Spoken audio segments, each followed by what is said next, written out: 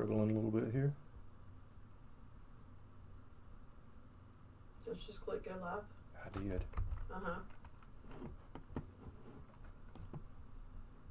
Showing that it's live.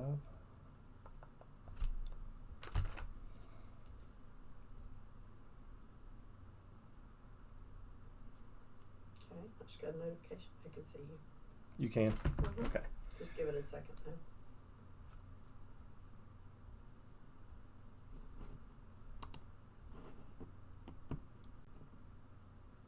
All right, guys.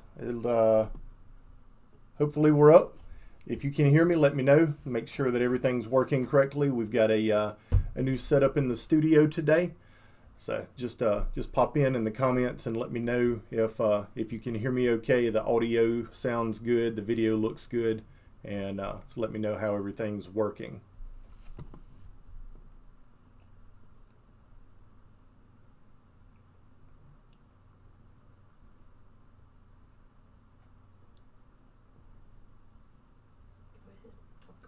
You see in the chat. Say hey.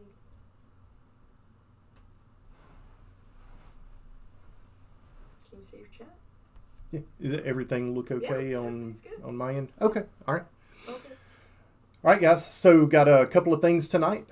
First off, I want to say thank you to everybody that stopped by and spend some time with us this evening. And it's good to have you all here, and it's good to be here. Next, we've got make sure you check out our Patreon. If you haven't been over there, our Patreon channel has a lot of our videos that we're not able to put on YouTube. Had one up on YouTube a few weeks ago, and they smacked my hand, said I wasn't allowed to put that kind of video on the channel. So I had to pull those videos down. I had a bunch of videos that I had to pull down off of YouTube because they apparently violated their policies by showing how to build stuff and assemble stuff and all of this. So all of those videos have been moved over to our Patreon channel. Some of them are public videos, some of them are private videos. But anyone that joins our Patreon, all of that is used to help support our channel and help continue to grow our channel. So any support that you guys give us is a huge, huge help, and I want you to know that I really appreciate all of your support. Let me make sure I got everything here. Oh yeah, and let everybody know the Bossy Lady is uploading videos every week. We're finally back on schedule with that. So we've got new videos coming out every week with a lot of great content. I've got a lot of cool stuff coming up. Some new red dot reviews, some new pistol reviews, some rifle reviews. We've got some prepping stuff that we're working on right now that's really, really fun. So I'm looking forward to sharing all of that with you guys. And well, let's just dive right in and see what we've got over here in the comments tonight. Chris Matthews says, "Hey Robbie, love the graphic for tonight's show. Very inviting. Thanks for taking the time to talk last week." Chris, you're absolutely welcome. Enjoyed the conversation with you. I got to tell you guys, I've been playing around with this AI stuff, and it's called generative AI or artificial intelligence. And I used that tonight to help create my logo for the show, or help create my little thumbnail for the show. And spent quite a bit of time with it. I really wanted something that was, and apparently I nailed it, because I wanted it to look warm and inviting and have the chairs around the campfire for my friends, you guys, to come and join and sit around the campfire and have a conversation tonight. So it looks like I hit a home run with this one. Thanks for letting me know. Tim Washburn is on. He says, "Hello, Rob. Ben's neighbor here. Needs some help on MRAD. Never messed with it. I was always on MOA scopes." Tim's good to have you on the show tonight. So the big difference between MRAD or mils in a rifle scope versus MOA. MOA is generally going to be either 1/8, 1/4, or 1/2. And what that means is for every click on your elevation or every click on your windage dial, you're going to raise or lower the elevation on the optic, or move the crosshairs or the point of impact right or left. 1/8 of an inch per click, 1/4 of an inch. It's referred to as a 1/8 MOA, 1/4 MOA, or 1/2 MOA. And one click will move your point of impact and most scopes, we'll just talk about a quarter because that's where most scopes are. One click will move your point of impact a quarter of an inch at 100 yards. And that's your traditional MOA scope. With a mil scope, it's a little different. It uses the metric system, which is foreign to a lot of us here in the United States because we're inch people, right? Nobody says I'm 1,800 millimeters tall or centimeters tall or ever how that crap works. I don't know, but we use inches here. We're Americans, okay? But I have to tell you guys, when it comes to long range shooting with a rifle, once you learn and understand the MILRAD system or mils, once you learn and understand that, it is so much easier and so much faster to figure how many clicks you need to go up or down, left or right to be able to hit your point of impact. So to kind of talk a little bit more about mils in a scope, one click is 1/10 of a mil, or one millimeter. So 10 clicks is a centimeter, and that's going to be at 100 yards. So it's kind of like a quarter MOA. A click moves it a quarter inch, a click moves it a millimeter. So it's a very fast system to be able to learn because everything is done in tens instead of quarters. So it's easy to kind of factor a tenth versus trying to figure out how many quarters you have to add to be able to get a certain distance. Kind of a quick rule of thumb is with almost any centerfire caliber, if the rifle is zeroed at 100 yards, you're going to be 1 mil low at 300. You're going to be 2/10 of a mil low at 200. So when you go to 300 yards with a 5.56, or you go to 300 yards with a 300 Win Mag, it's going to be about a mil, give or take an inch or so, at 300 yards. So that's kind of some easy math for it. And 400 yards is another mil, 500 is another mil, and then from there on it starts getting a little more. It's like 1.2, 1.4 mils for your different yardages. But Tim, I hope that helps you out with your question a little bit. And if you have any other questions about it, please drop them in the comments section over here, and I can go into more detail with your question that you asked. Gerald Montanano says, greetings from Las Vegas, Nevada. Gerald, good to have you on tonight. Always good to have our West Coast friends on with us. We'll have a bunch of people out in your area here in a few more weeks with SHOT Show coming up.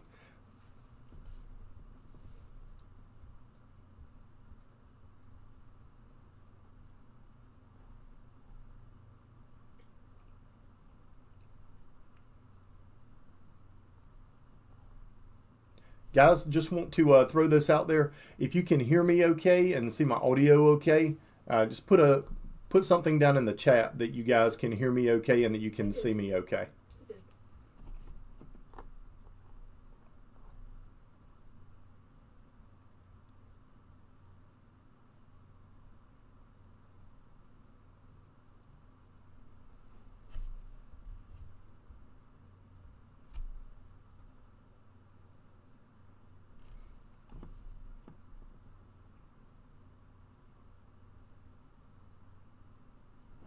Y'all hear me okay? Yeah, they can. They already. Okay. I don't. You can't see it in your chat? No. Because some people were saying good here, loud and proud. Okay. You can't see those comments? No. Okay. Do you want me to tell you? No, I'll. Okay. Let me change this. Yeah.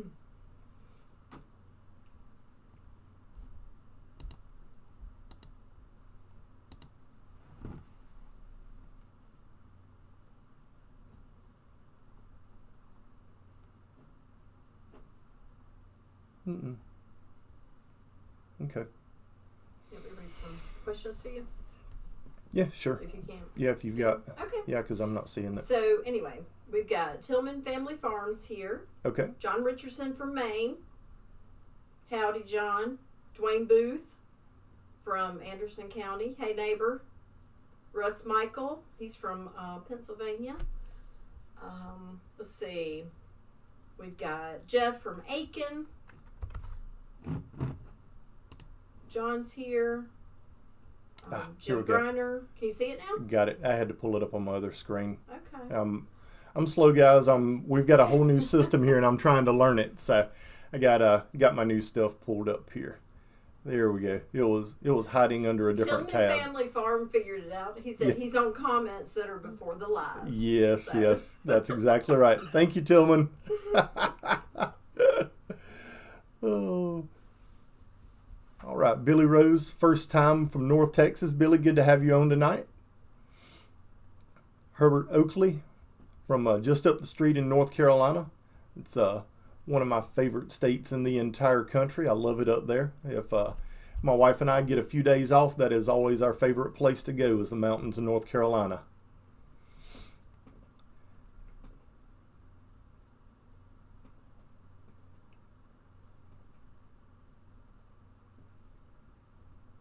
Let's see, we got my friends God and Guns on here tonight. It says, I know you're a prepper like I am. What is the one regret you did prep-wise that you wish you never did? That's a good question. That is a good question. You know, that's kind of a stumper. I don't know if there's anything prep-wise that I've done that I wish that I wouldn't have. There's things that I wish that I had done more, but I don't think there's anything that I wish that I had done less. I mean, you know, I'm glad that we have plenty of food. I'm glad that we have plenty of guns and ammunition and training to be able to use them. And you know, our go bags and our get home bags and our security stuff that we have set up around our house and that we have set up around our shop, that, you know, our layout, the way that we've done our yard to create open space to where it's easy to see. There's not a whole lot prepping wise that I've done that I'm just like, man, nah, wish I'd have never done that one. No, that's one thing that I don't think there's anything out there. How about you? Let me throw the question back to you. What's the one regret that you have with prepping that you wish you hadn't done? And I'll check that over here in the comments in a few seconds. And my buddy John Richardson from up in Maine, he said, with a budget of around $1,500, what would you recommend for a duty grade pistol with a red dot? I'm leaning toward the M9A4 with the Steiner MPS. Are there better options for the same money? With that kind of budget, John, honestly, I would look at the Springfield Prodigy with a red dot. It's going to fall right in your price point market. And I tell you, after you shoot a double stack 2011, it's really, really hard to go back to your other firearms. Glocks are great. They have their place. There are lots of firearms. Your M&Ps, there's lots of guns out there that have their place. But it is hard to beat a well-tuned 2011 with a red dot on it. They are so soft shooting, an incredible trigger, lots of options as far as upgrading them with different mag wells, different fire control groups, different optics. They're just really, really hard to beat. And it's for someone that, if you've never shot one before, it's hard to describe how much easier that pistol is to shoot compared to a lot of other guns. But that would be my recommendation, would be a Springfield Prodigy. Did you see the one from Dwayne? It says, you know someone who reloads 270. Yes, I do. I reload 270, but I don't do anything. I don't do any kind of reloading commercially. Do you have a specific question about reloading 270, or are you looking for somebody to load 270 ammunition for you? If you would, drop that in the comment and I'll get to it in a few minutes. And I'd be curious to know if anybody's interested in seeing some reloading videos over on Patreon. Because that's something that we had discussed doing. It is.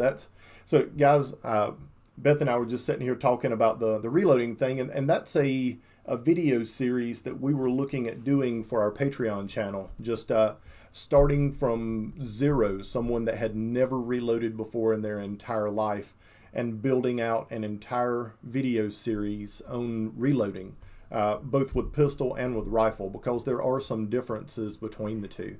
We talked about building out a series for that to teach you how to reload, how to set up your press, every little minute detail that I've learned from 30 plus years of reloading, that I could be able to share with you guys on video. So pop in the comments below if that's a video series that you would like to see.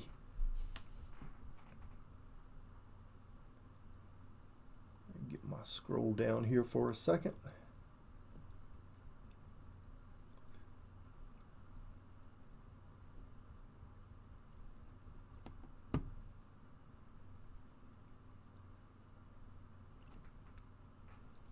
There we go. God and Guns says, buy food I thought I would eat, but never did. I thought it would be good for preps. You know, that is almost a trap that I fell into a few years ago. And you know, we have some mutual friends that are big on your freeze-dried foods and long-term food storage. And I really started looking into that as we were looking at getting a large supply of that. And I started looking into a lot of the freeze-dried long-term storage foods, and honestly was not very impressed with the stuff. I'm like, number one, it's not something that I eat on an everyday basis, and which is big, guys. If you want your survival food to be something that you would eat on a Tuesday night at 7 o'clock when you come home late and, you know, have to throw a quick dinner together, you want your long-term food storage to be things that you eat on a regular basis. You know, if freeze-dried peaches is your thing that you eat all the time, hey, you know, that would be a great prep for you. But I don't eat a whole lot of freeze-dried foods. So after doing some research on that, I decided instead of going with all of the freeze-dried and long-term food storage to do more canned foods. And we really try and focus on getting our canned foods that are low in sodium, because a lot of your regular canned foods have a ton of sodium in them. So we try and get the canned foods, our vegetables, our meats, and things like that are low in sodium. And that's what we've used for our long-term food storage. But and you know, the thing is too, if you've ate a lot of the long-term food storage stuff that's out there, it's not the most palatable. It leaves something to be desired. The only long-term food storage stuff that I've ate quite a bit of are MREs. And a lot of the MREs, especially the stuff that's out now, they're really good. So, you know, if you're looking at storing up some MREs for long-term food storage stuff, or even for, you know, outdoor adventure, camping, hiking, you know, a week or two in the woods hunting, MREs are great for that. But for our everyday food stuff around the house, we lean more toward canned goods with vegetables and meats for our long-term food storage. Pat Martinez in northern Utah, he said the sun is actually shining today. Woo-hoo. That's right. It's been kind of cloudy and rainy the last few days here, so it was nice to see the sunshine here today too, even though we had a little wind and a cold front came in. You know, here in the south, I think it was about 30 degrees this morning, and which is cold to a lot of you guys and pretty warm for some of you others.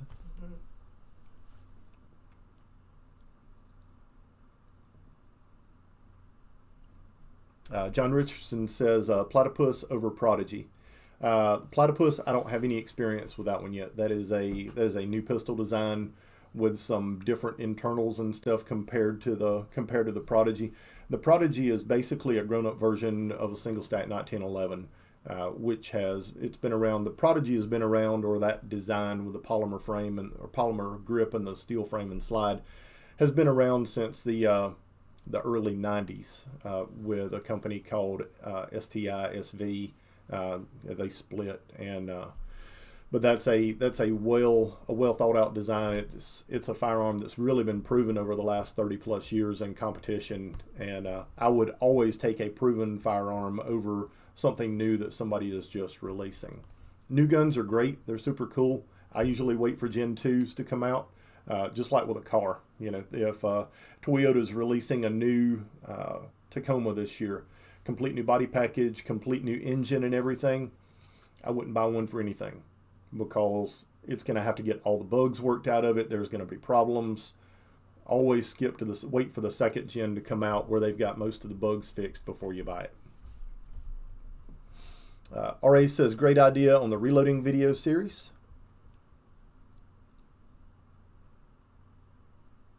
Dwayne Booth says, I don't have a need for these tops. I'm not sure what that is.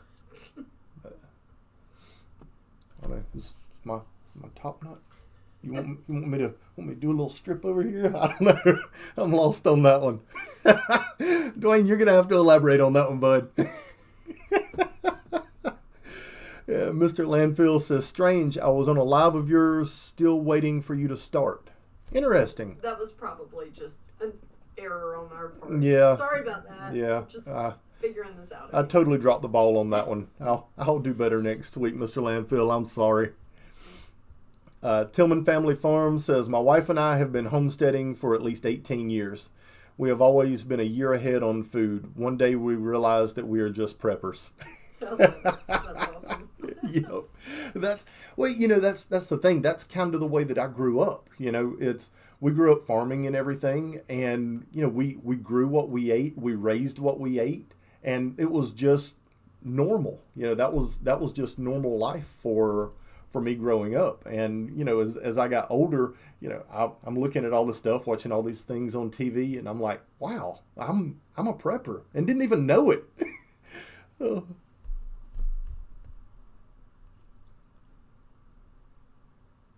Wow, the great Stunt Jimmy is on tonight. JD! He says, snow here. What's up, Ricky Bobby?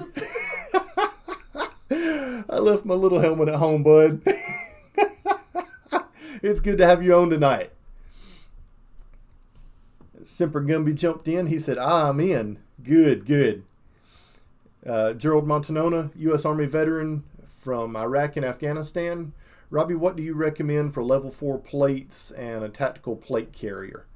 As far as a plate carrier goes, it really depends on what you're looking for. If you're looking for something that's more of a minimalist design, I really like a lot of the Condor plate carriers. I've got several of them. I've used them for years. I've had great results with them. The Condor is good commercial stuff to buy.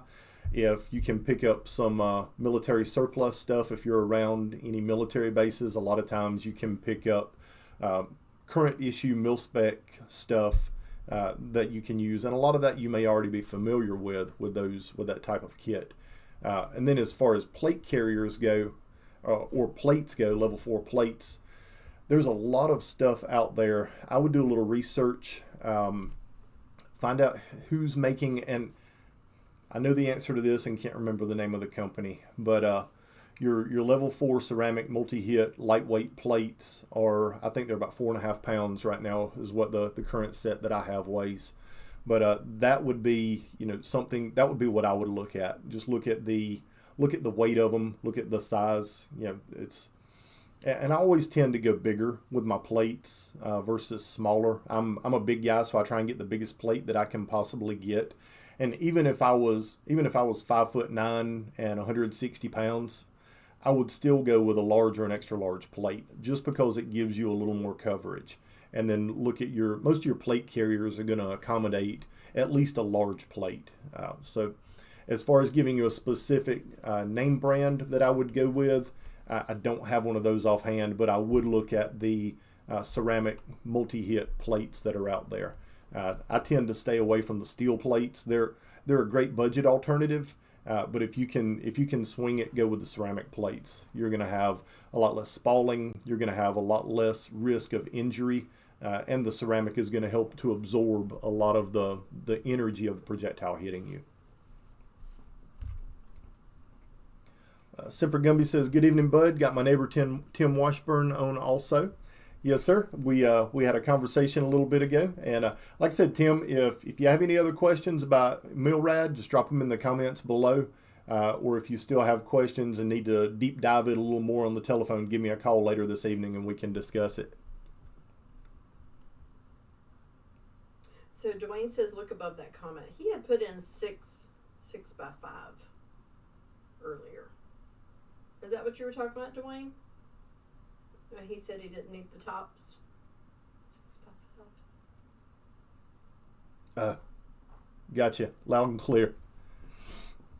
Sorry, I didn't see the comment up above. I'm slow on the uptake. That must have been when I was still struggling to figure out why I wasn't seeing any of the comments. Yep. Hey, Dave. Chris Matthews says, Robbie, have you done or planning to do a video on LPVO scope proper installation? You know, that's actually a video that Beth and I were talking about this week on how to properly install a scope and how to level the scope. There's a lot of tools and stuff that are out there available in the gun community to help you level your scope. Some of it works good. I think some of it is snake oil. I don't use any of that. I have a very specific method that I've leveled scopes with for years, and I do it more on a mechanical side to where everything is level off of the Picatinny rail itself. And just for you guys that are on here tonight, I use a shim block that I milled. It's a 1/4-inch block, and then I level the scope with feeler gauges off of the flat part on the bottom of the bottom of the scope where your turrets are. If you take any of your rifle scopes, you've got your windage on the right, you've got your elevation on top. The very bottom at 6 o'clock on the scope has a nice flat area. And if you put feeler gauges, a shim block and feeler gauges under there, put your ring caps on, snug your screws down, and then add more feeler gauges and rock the scope back and forth until there's no rock left in the scope. And then snug the screws, pull your feeler gauges out, tighten everything down, and you will be mechanically leveled to the Picatinny rail that's on your rifle. So if your rail is canted, your optic's going to be canted. But if your rail is dead flat, which I've very seldom ever run into a rifle that has a canted Picatinny rail that's mounted from the factory, or the scope base screws are pre-drilled from the factory. They're always spot on. So level off of your one-piece Picatinny rail, whether you're on an AR-15 or a bolt gun, to the bottom of your scope from the top of the Picatinny rail, and you'll be dead level every time mechanically with a set of feeler gauges. And that is a video that we have coming up that I'm going to walk you guys through the process on how to do that.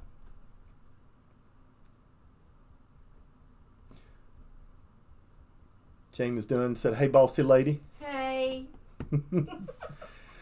Morgan Horde says, Robbie, 2 questions. What is the Master Race Tier 1 rifle calibers for SHTF? And 2, what is the GOAT of all pistol calibers for SHTF? Morgan, the short answer for you is NATO spec calibers. If it's a NATO spec caliber, you're going to be able to get it, whether you can buy it or whether you're going to pick it up. So for SHTF, I always lean toward NATO spec calibers, whether that's 9mm 5.56, 7.62 by 51, or 308. You're going to be able to scrounge that ammo in a SHTF situation. So those are the ones that I normally lean toward. If you want to go heavy, there's always your 50 BMG that's out there, and potentially 7.62 by 39 and 12.7 for some of your heavy stuff as well. But for U.S. and NATO forces stuff, 9mm 5.56 and 7.62 by 51. Dwayne Booth said, the comment, I have 270 bullet tips to get someone. Okay, I got you. You've got some 270 projectiles that you want to get to somebody that reloads them. Now we got Gotcha. Yes, I can definitely get you pointed in the right direction with that, whether it's myself or a couple of buddies of mine that load 270. I can definitely help you out with that. Real Essential Protection and Essential Preps. Hello from New England. Great show. Hey, it's great to have you on tonight. I don't believe we've seen you on here before, so it's good to have you. Tim Washburn, didn't get a manual in English, just German. Yeah. So you can, if you can upload your manual online, you can type in translate to English in Google. Google Translator, maybe. Yep. I just type in translate to English and click on the first one that opens up, and you can upload every bit of that into that translator, and it'll translate all of it to English for you. Amanda K. came over from your live earlier in regards to your conversation about handgun versus AR for home defense.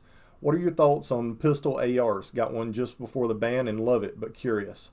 Amanda, I love your shorter ARs for inside the home. That is one of my go-tos. It's small, compact, 10.5 to 12-inch barrel. I think is all you need for rifle velocities out of a AR. In 5.56, I don't go below 10.5 inches, 10.3. I don't go below 10.3 inches for 5.56. 300 blackout. I'm a huge fan of 300 blackout as well for CQB or short distance stuff inside a home, especially with a 200 to 220 grain subsonic loads. It's easier on the ears, it's soft recoiling, and it hits really hard out the other end. But yes, short barreled ARs are awesome inside the home.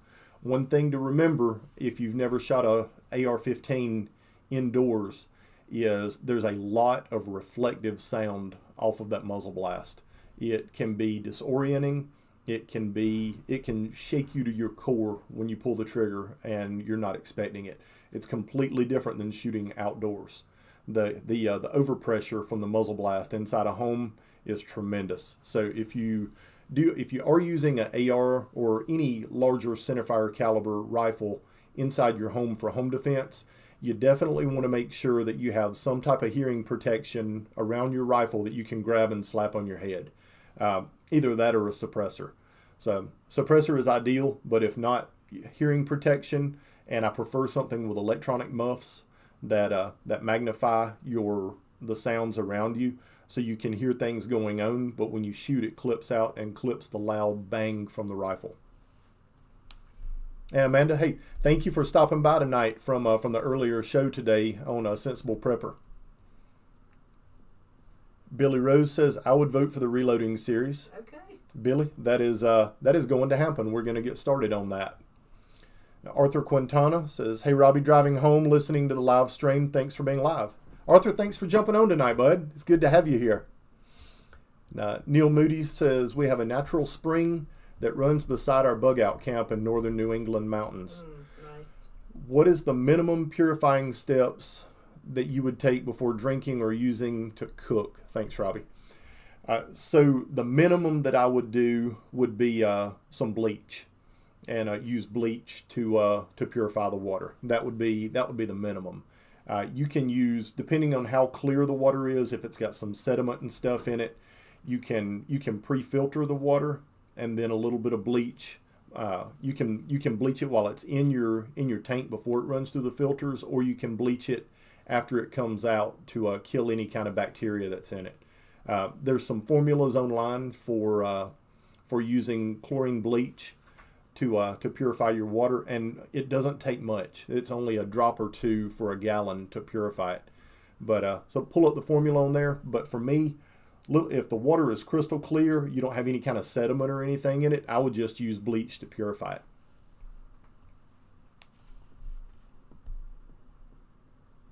Tim Washburn says, my message didn't go through using a Hawk 6x24x56 for first focal plane, half mil. What are the clicks against MOA? Totally lost. I got you. So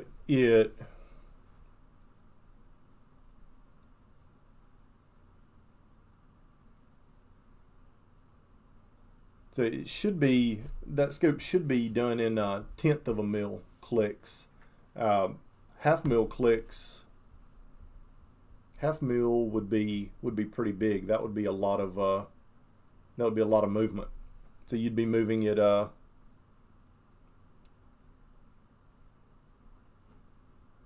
have to do a little. Let me do a little research on that, Tim. Give me a call tonight after the show, and we'll get that figured out, and I'll get you pointed in the right direction. 1/10 of a mil is basically 0.33 inches at 100 yards, but a half mil, I'll have to do some research on that. I'm not exactly sure. God and Gun says you should always boil the water. Boiling is good if you have the opportunity to do that. I'm a big fan of filtering my water. I'm also a big fan of using bleach as a water purifier.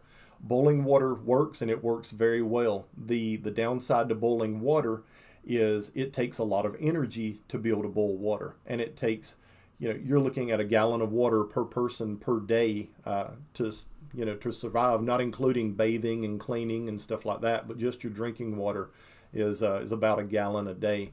So a household of 4, you're going to be boiling at least 4 gallons of water a day that you have to drink. That takes a lot of energy. If your power is out and you're having to use alternative methods to boil your water like firewood, that's going to take a lot of wood resources to boil that much water.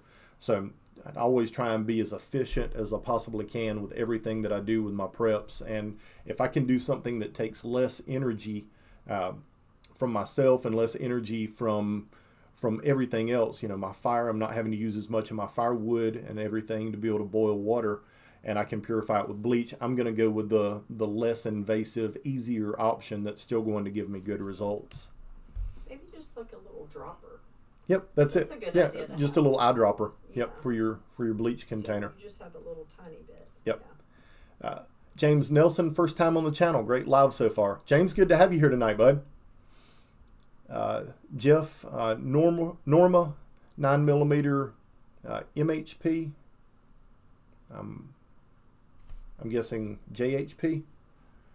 Norma makes great ammunition. They've been around for a long time, and they make great ammunition that works. It's very consistent. It's very accurate.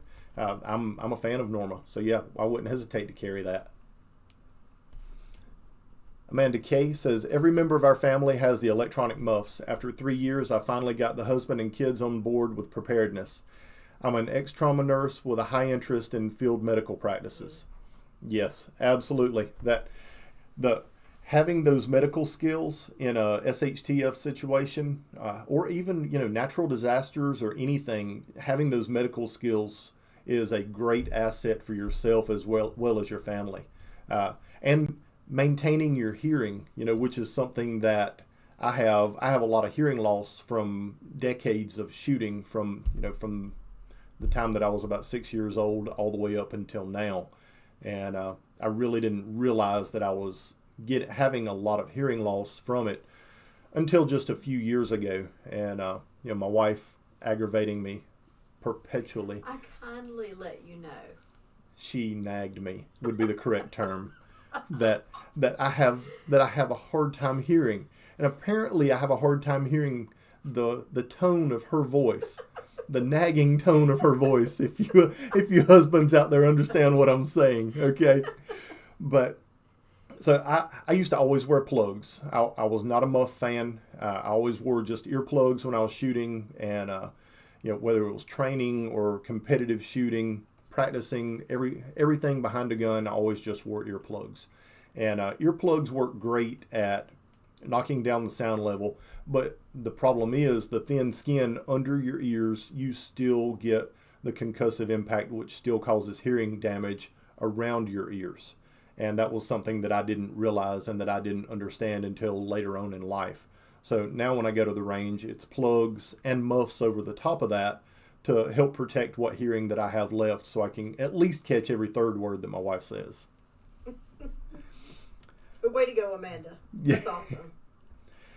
Citaspell, SF brother, your comment earlier with Don concerning cutting the power to the garage doors at night was spot on. I do that every night. Good advice, and keep up the great video. I appreciate it, bud. That's one of those things that a lot of people, and for those of you that weren't on the Sensible Prepper Live earlier today, we were talking about ways to harden your home and make your home, your castle, more secure. And one of the big things we were talking about is our electric garage door openers. It's nice, it's convenient. You roll up in the driveway in the evening, it's raining, you hit the button, the door goes up, you walk in the house.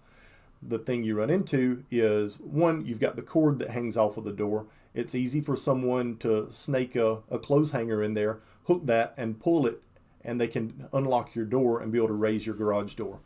The second thing is there's a lot of really cheap available signal scanners that you can buy online that will pick up the signal from your garage door opener, process the code, and allow someone to open your garage door open your garage door with a little handheld device without ever knowing your code or ever touching any of your buttons or anything to be able to access your garage. And one of the recommendations that I had for people was your electric garage door opener, turn the power off to it at night. If it's plugged in, unplug it. If it's hardwired, hardwire it to a switch so you can turn the switch off. But that way you don't have to worry about someone being able to open your garage door in the middle of the night when you're not at home. And Citispill, I appreciate you stopping by tonight, bud. Jordan Montanona says, if you prefer a 10.5 inch AR pistol, 5.56 for home defense, is there anything specific you don't like about a 7.5 inch barreled AR pistol? Yes, there is.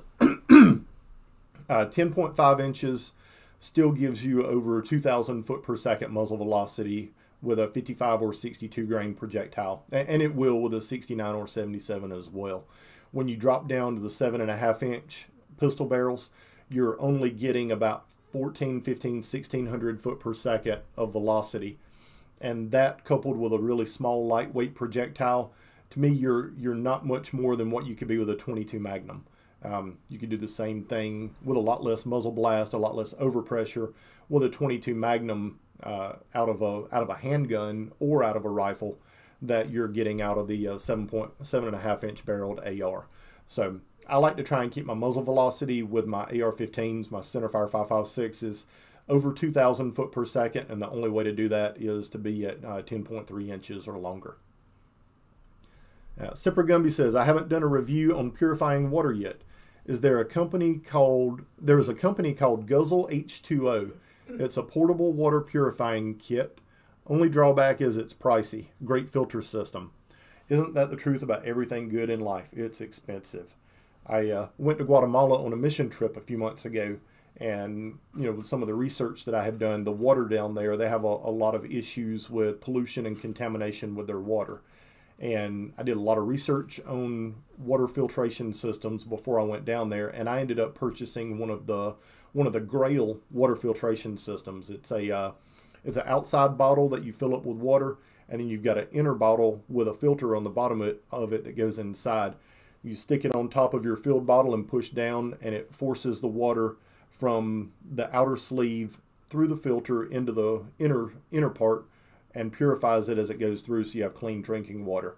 And I used that every single day when I was in Guatemala and never had an issue with any type of water contamination. Several of the people that I went with ended up getting sick, ended up getting some pretty bad stomach issues from the water down there. But I ran mine through my Grail every single day and never had an issue with any of my water that I drank. And so with that being said, the Grail I highly recommend it. It gives you a good portable way to transport your water, as well as having a filtration system already built into the bottle. And Semper Gumby, the Guzzle H2O, if you decide to get that, I will be watching that video because I'm looking forward to it. I'm always interested in other water filtration systems and things that are out there to help purify water. Mr. Landfill says, if you live in the north and are burning wood for heat, keep a pot boiling all the time. Conserve energy. Absolutely. Absolutely. If the fire's going, the water's going. One thing to consider, guys, that a lot of people don't think about if you do live in the north, we don't have this opportunity a whole lot down here in the south, but for our northern friends that are watching tonight, snow is clean. You can melt snow and drink snow without having to do any type of purification process to it, as long as it hasn't laid on the ground or been peed on by the dog. Stay away from the yellow snow. But snow right off the ground, you can pack a pot with it, melt it, and it's good to drink just like that without boiling it. God and Guns, I just did a 5-day fast. I just drank water once a day, chicken broth.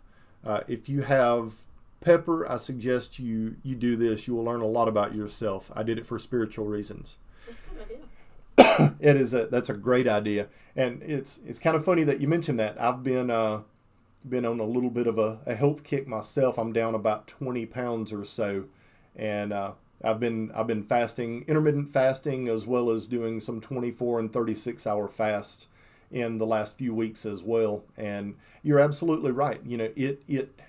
It teaches you a lot about yourself when you give up all of the food. And one of the biggest things that I've done, it's not that I have stopped eating or I'm on a diet or anything like that. I've changed my eating habits and I've changed what I eat. If it's processed, I don't eat it, period. If it's not whole foods, natural foods, with the exception of cheese. Cheese is a different story. I love cheese and cheese loves me. And there's some things that I just can't give up, and cheese is one of them. But if it's, other than cheese, if it's not a natural food, whole foods, your meats, your vegetables, I'm not a big, I'll try and stay away from grains, so breads and things like that. I try not to eat breads and stuff like that. But meats and vegetables, and then cut out all of the processed stuff. I'm telling you guys, like the last 4 or 5 weeks, I've dropped 20 pounds just by doing that. And cut out the processed stuff. The processed stuff is killing every one of us. That stuff is terrible for you.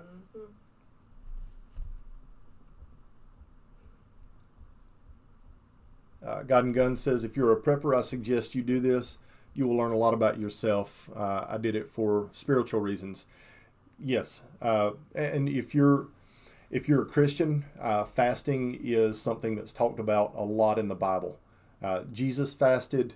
It's something that all of us should do, not just as a cleanse for our body physically, but as a spiritual cleanse for our body. You're absolutely right, Mr. God and Guns. Patrick Mitchell said that I just finished watching you on the other video. Love the videos. Hello from South Texas. And Patrick, hello to South Texas. It's good to have you on tonight, bud.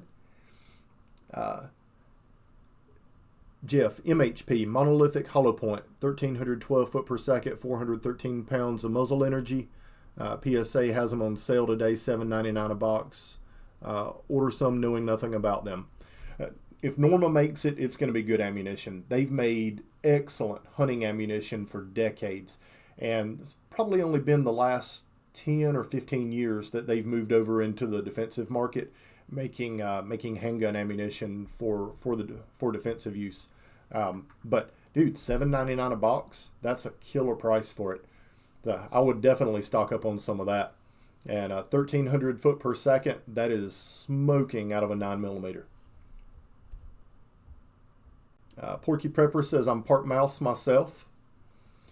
Mark Z. Hammer says, keto carnivore. Absolutely. Absolutely. Keto carnivore is the way to go.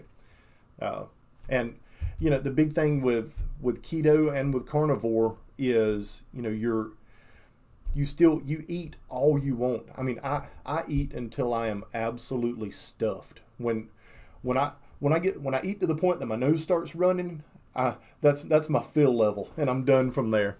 You know, I wipe my mouth, I wipe my nose, and push back from the table.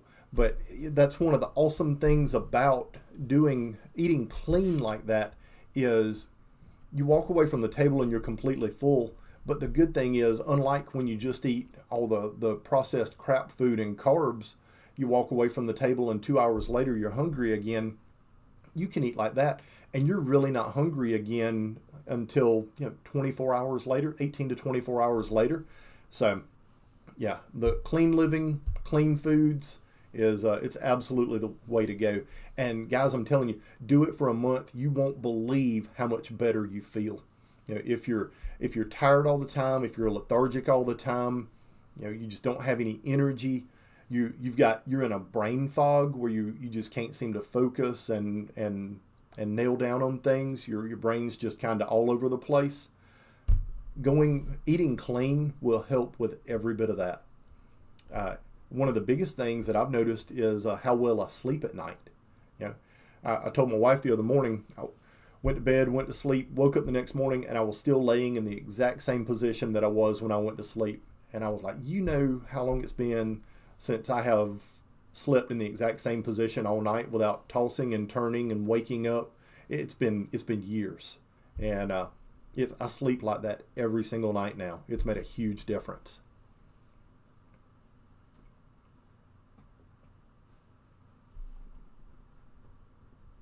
Mark Z. Hammer says Lent is 40-day fast before Easter. Yes, it is.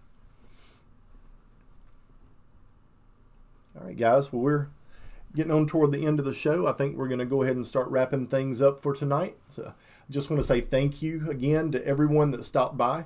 For those of you that haven't been over there, check out our Patreon. We've got some free videos over there.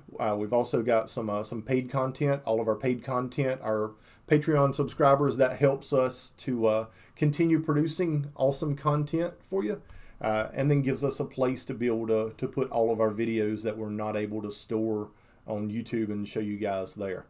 A lot of great stuff coming up, so you guys keep an eye out for the good content that we have on YouTube, as well as our exclusive content that we have for our Patreon members. And we post on Patreon weekly as well as on YouTube. Got a couple more questions here that I'll answer before we close out. John Richardson says bacon is natural, right? John, fresh pork belly is the way to go. Amazing. We get through a lot of pork belly. I'll take my pork belly and cut it up into blocks of 3 and then cube it and put it on the smoker and make burnt ends out of my pork belly. It is absolutely incredible. Talk to Stunt Jimmy and get him to make you a batch. If he doesn't have the recipe, he can call me. I'll get it to him. James Trump 24 Price said, what's your opinion on 45 ACP on the AR platform? What size barrel would you use? James, I would stick in the 10.5 inch range on a 45 ACP, just because you can keep it small, you can keep it compact, and with the powder and the burn rates and everything that you get with most of your 45 ACP, you're not gaining anything by going much longer than about 10.5 inches.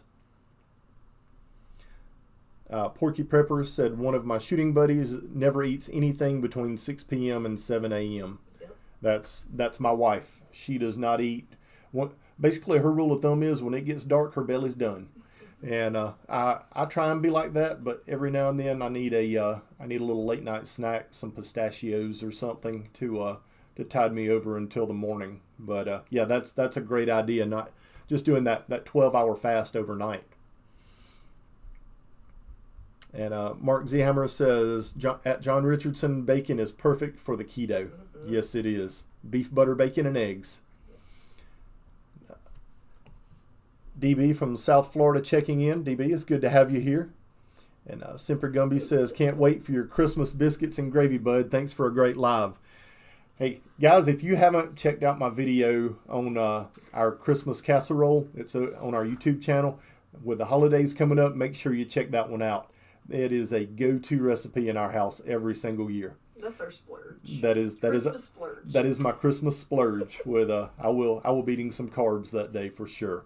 But guys, thank you all for stopping by tonight. I really enjoyed the show, and we look forward to seeing you next Tuesday at